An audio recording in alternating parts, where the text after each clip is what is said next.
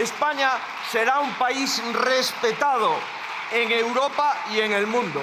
España será un país seguro dentro de nuestras fronteras. Señor Sánchez, usted se cree que en España no viviera inteligente, ¿no? No, usted se cree que aquí... Una matización al señor Feijóo, porque nos tiene muy habituados, ¿no?, en su dúplica siempre a tirar de cajón desastre, ¿no? Entonces, pues da igual el debate que sea, al final es ETA, bueno, ahora ha sacado a Bin Laden y también elecciones, ¿no? Y todo para no aclarar su posición mañana sobre la convalidación o no de un Real Decreto Ley. No sé por qué les molesta tanto que preguntemos, ¿no? Si al final ustedes tardaron menos de 10 horas en apoyar esta guerra ilegal en Irán, entiendo que al menos votarán a favor de la convalidación de este Real Decreto Ley. A ver, esto en todo caso es un ejercicio retórico, porque llevo como presidente del Gobierno desde hace 7 años y tengo muy claro que cuando hemos tenido que apoyar revalorizaciones de pensiones, reales decretos leyes para hacer frente a la emergencia sanitaria de la pandemia, crisis energética derivada de la guerra de Putin en Ucrania, protecciones y escudos sociales para los más desfavorecidos y para la clase media trabajadora en todas las sucesivas crisis que hemos tenido por delante, hasta incluso con la DANA, que gobiernan ustedes en la Comunidad Valenciana, siempre han votado que no. Siempre han votado que no, señorías. Bueno, pues voten ustedes a favor mañana de la convalidación del Real Decreto Ley. Hagan un ejercicio de patriotismo.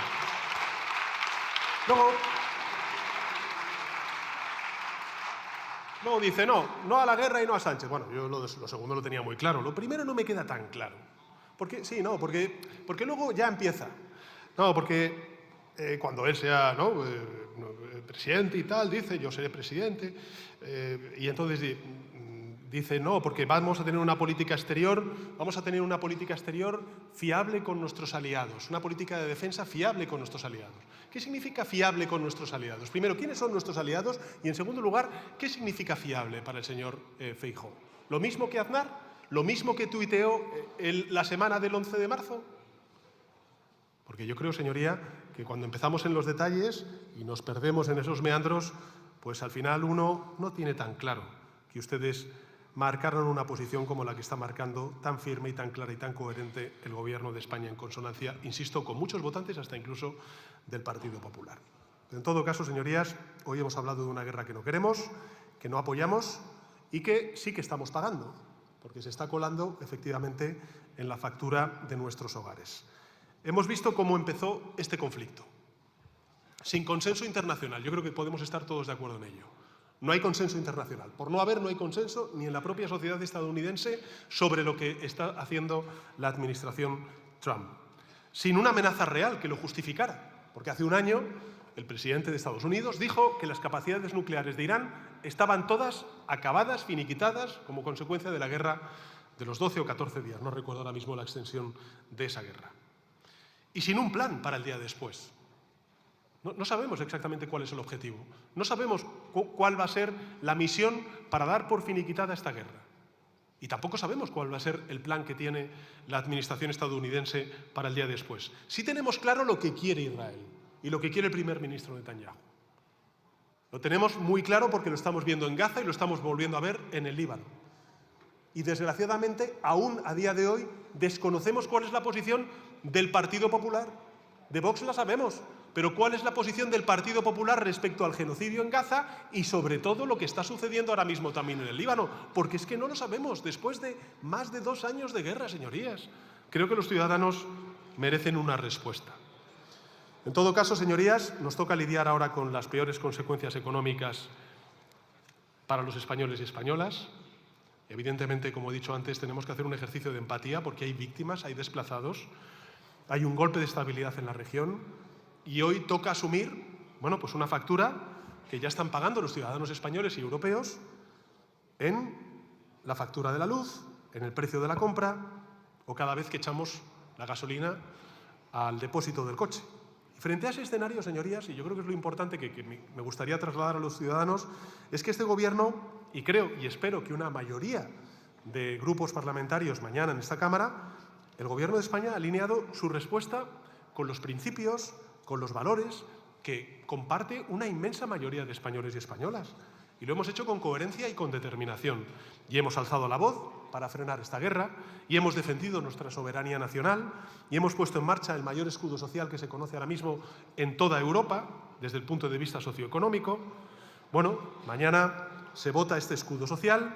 Conviene decirlo con claridad, señorías.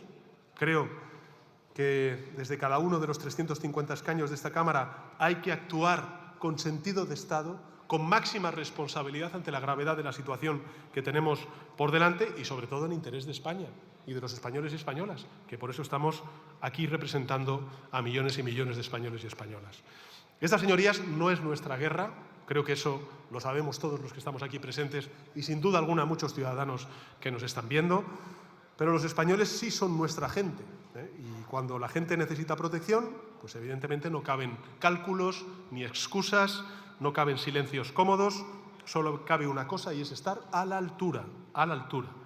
Y por eso a quienes pues han sabido decir no a la guerra, les digo que ahora toca dar el siguiente paso, y es no a las consecuencias de esta guerra protegiendo a la clase media trabajadora de nuestro país. Y a quienes no han tenido el valor de decir no a esta guerra injusta, pues les digo algo aún más claro. Al menos tengan el coraje de no volver a fallar. Si no se atrevieron a defender la paz, no se atrevan tampoco a darle la espalda a su propio pueblo.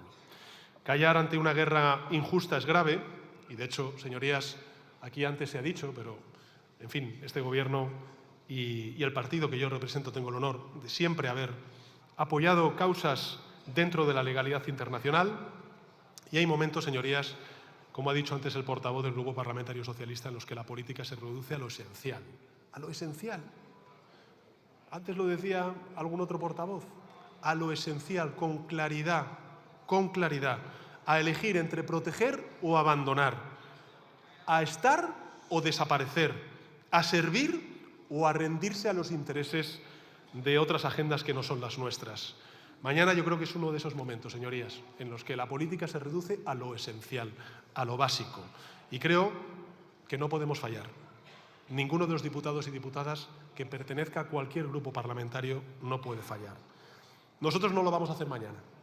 Que cada uno vote en conciencia, pero que nadie diga después que no sabía lo que estaba en juego, porque es mucho lo que está en juego. ¿Estaría defendiendo un gobierno presidido por el señor Feijóo con vicepresidente el señor Abascal, que se abraza con Netanyahu y dice que es un compañero de armas, que dice que el señor Orbán es un protector de Europa?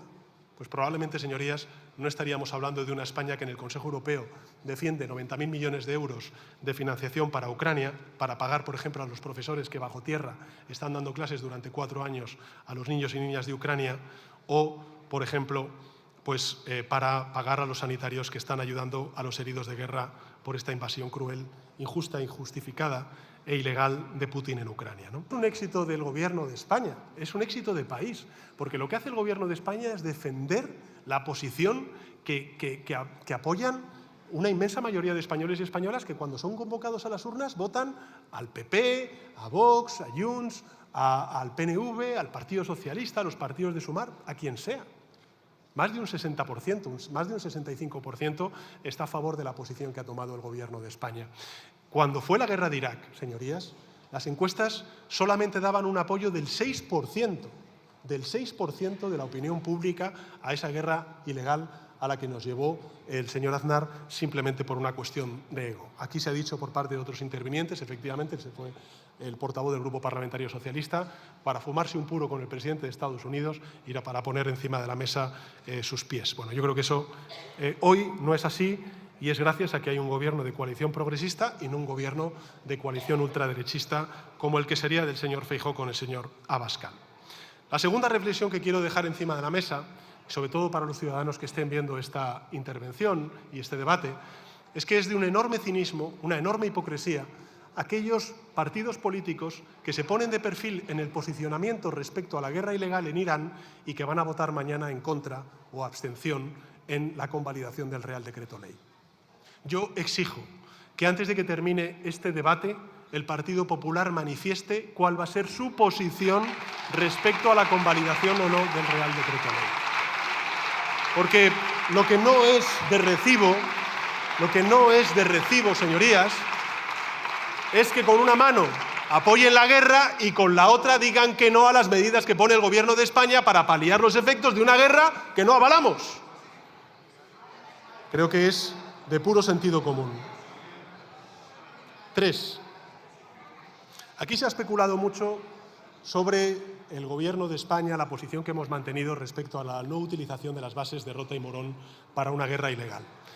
Y antes, el señor Patxi López, el portavoz del Grupo Parlamentario Socialista, y yo mismo, en mi intervención, he dicho que esto es una postura coherente de la socialdemocracia española, a lo largo de los años que llevamos de democracia. Habrá mucha gente que no lo sepa, probablemente sus señorías lo sepan, pero hay muchos ciudadanos, estoy convencido, de que no lo sepan. Pero no es la primera vez que España se niega a que se utilicen las bases de Rota y Morón en una guerra ilegal. No es la primera vez. Me recordaba precisamente el ministro de Exteriores lo siguiente. 1. Fue el dictador Franco quien sí cedió toda la soberanía nacional de Rota y Morón a Estados Unidos precisamente a cambio de ese reconocimiento internacional de un régimen dictatorial como fue el de Franco.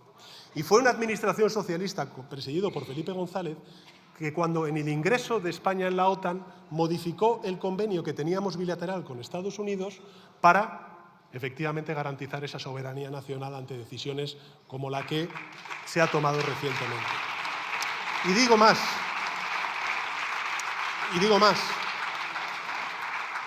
Felipe González en 1986, el entonces presidente del Gobierno en 1986, una vez modificado ese convenio, una vez ingresado España en la OTAN, le dijo al presidente Ronald Reagan no a la utilización de las bases de Rota y Morón para atacar ilegalmente Libia. Eso sucedió en 1966. En 2004 llegó otro presidente socialdemócrata, José Luis Rodríguez Zapatero, que nos sacó de la guerra de Irak. Y efectivamente, hoy hay otro presidente socialista que dice no a la guerra ilegal en Irak. Por tanto,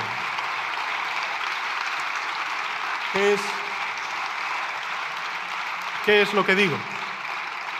Al portavoz del Grupo Parlamentario Socialista, que por supuesto es un orgullo pertenecer a la familia del Partido Socialista y al Grupo Parlamentario Socialista, porque en efecto hay consistencia, hay coherencia histórica en los grandes posicionamientos de España, gracias a la España progresista y singularmente al Partido Socialista. Nada más y muchas gracias.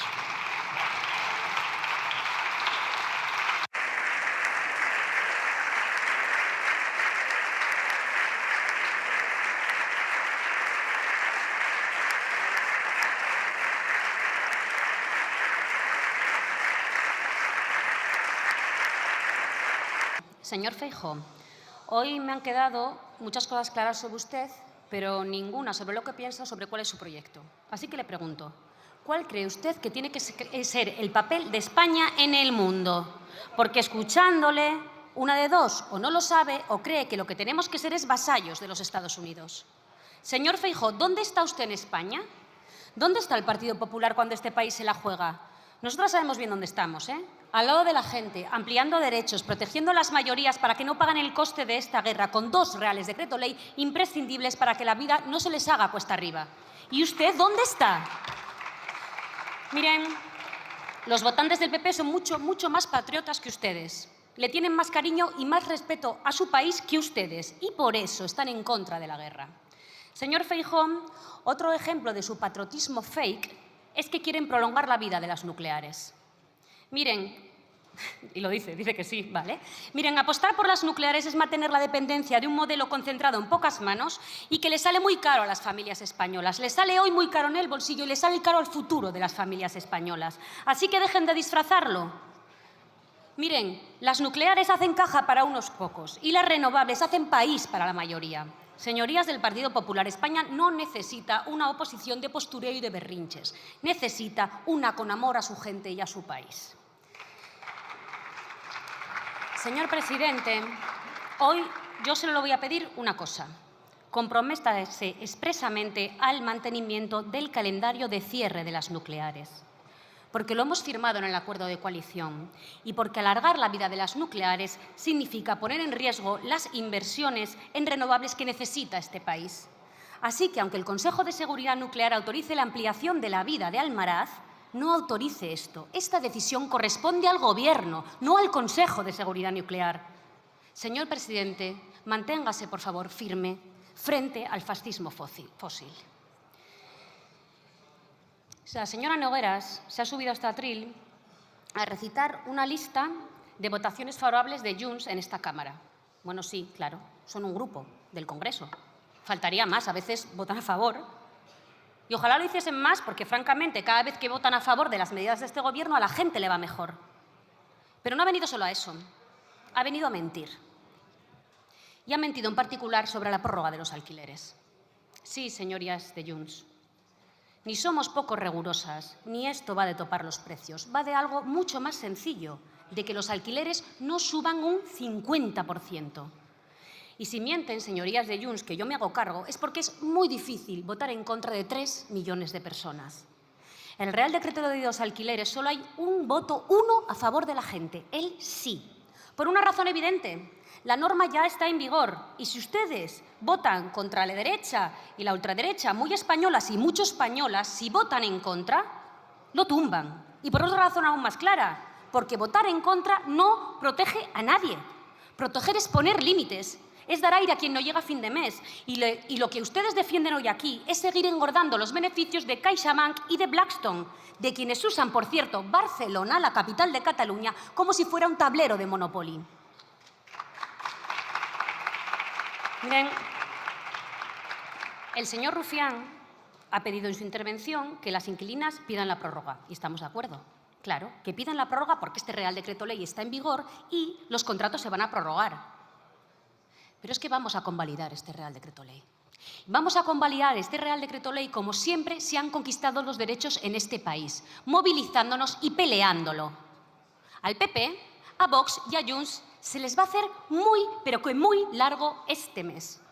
¿Cómo van a explicarle a la gente que les quieren echar de sus casas para hacer pisos turísticos? Señor Feijóo, hay 360.000 andaluces y andaluzas que se benefician por esta prórroga de los alquileres. Casi 400.000 personas en Andalucía. ¿Les va a echar usted de su casa para hacer pisos turísticos? Igual, lo digo antes de que se vaya, tiene que comentarlo con Moreno Bonilla. Coméntelo con Moreno Bonilla, lo de votar en contra. Y termino, presidenta. Señorías, frente al ruido, frente al bloqueo y frente a quienes siempre miran hacia arriba, nosotras elegimos otra cosa. Elegimos gobernar para que la vida de la gente sea un poquito más fácil, sin épica vacía y con hechos. Y cuando la izquierda está en el Gobierno, cuando está a Sumar, se nota. Se nota en la nómina, se nota en el alquiler, se nota en la factura de la luz, se nota en los derechos que llegan para quedarse. Se nota que el país avanza. Y no todo es sencillo, ya, a veces hay tensiones, las hay, a veces hay que pelearlo, muchas veces, ¿vale? Pero lo importante es que pasan cosas. Y pasan cosas buenas, porque cuando gobernamos la política se deja de espectáculo y vuelve a ser lo que tiene que ser, una herramienta para mejorar la vida de la gente. Y en eso vamos a seguir, con determinación, con responsabilidad y con la gente en el centro siempre. Muchas gracias.